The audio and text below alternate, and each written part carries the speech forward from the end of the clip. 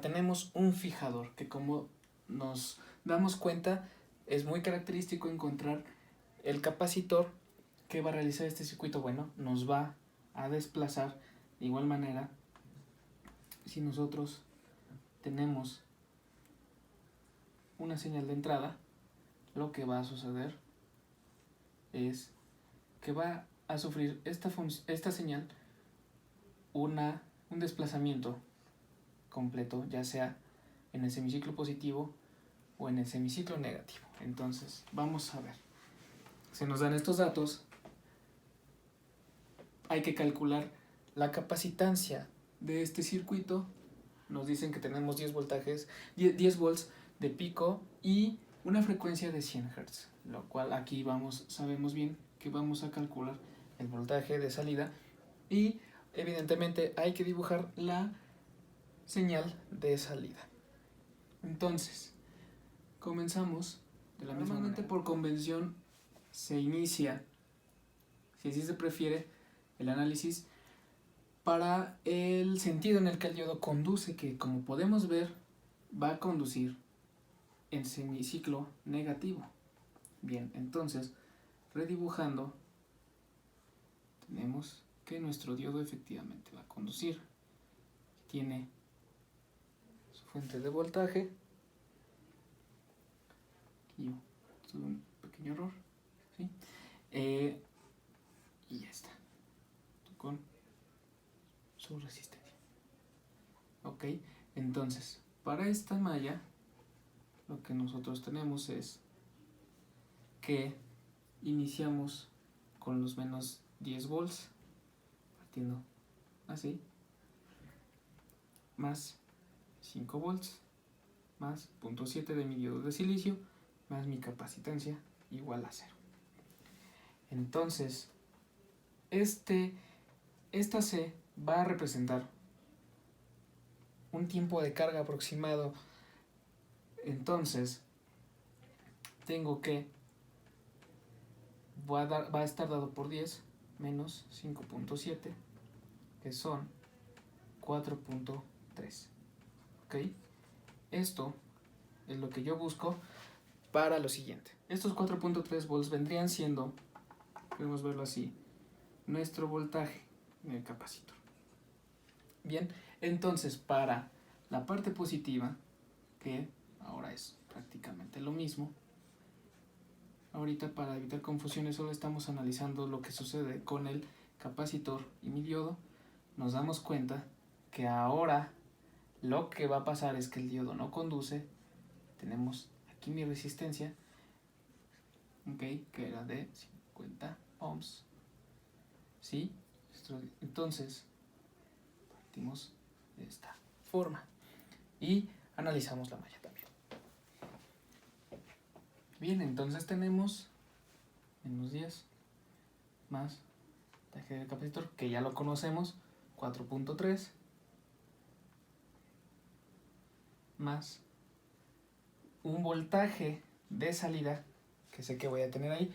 No indico la resistencia porque no estoy calculando ahorita corrientes, igual a 0. Entonces el voltaje que yo tengo ahí va a estar dado por estos 10 volts, ¿sí?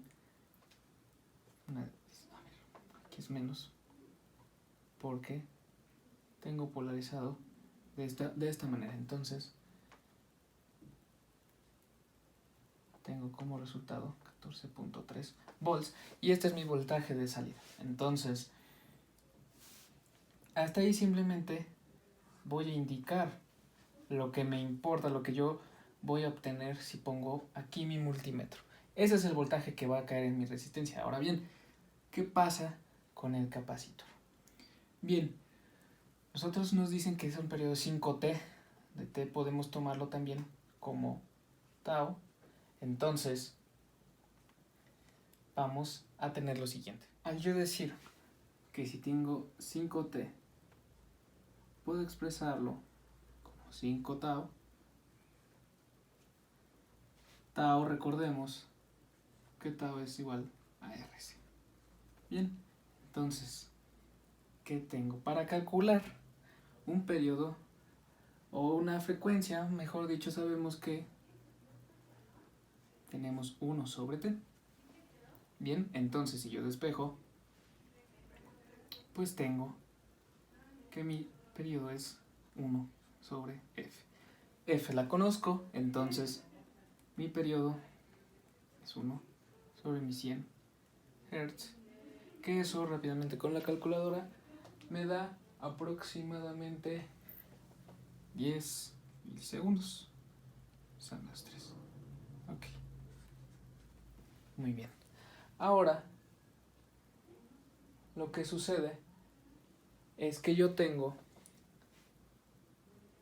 asignado esto. Entonces, simplemente yo lo que tengo que hacer es calcular mi 5 por los 10 milisegundos, que eso en calculadora me da, pues evidentemente, mis 50 milisegundos. Bien, entonces tengo 50 milisegundos porque partimos de esto. Entonces, ¿qué voy a hacer? Voy a despejar para obtener mi capacitancia, y son mis 50 sobre mi resistencia de 50 ohms. Bien, entonces tengo que esto, bueno, recordemos evidentemente que sería 50 por 10 a la menos 3. Entonces esto me va a dar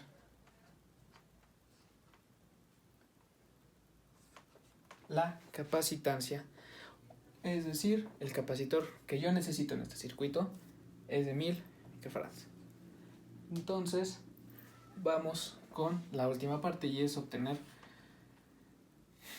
la corriente ya una vez obtenida la capacitancia de 1000 nanofarads. Entonces queda de la siguiente manera. Tenemos la gráfica finalmente de esta manera, con un desplazamiento el cual me fijó esta señal a los 4.3 para el semiciclo positivo y menos 5.7 para el semiciclo negativo. ¿Por qué? Yo obtuve aquí el voltaje de 4.3 para el ciclo positivo, entonces por deducción de los 10 voltaje pico de cada semiciclo, yo sé que de esos 10 hubo un desfase, digámoslo así, o más que desfase, perdón, un desplazamiento vertical. Entonces yo aquí puedo decir que, bueno, de los 4.3 yo parto para tener la diferencia de los 10 a los 4.3, hay un 5.7 en ese rango. Entonces eso es lo que elevó en la parte negativa, porque el 4.3 yo sé que fue lo que se desplazó en esta parte positiva. Por eso el 5.7 sale de esta deducción, y obviamente toda esta oscilación en mi periodo de 10 microsegundos, que fue lo que se calculó anteriormente.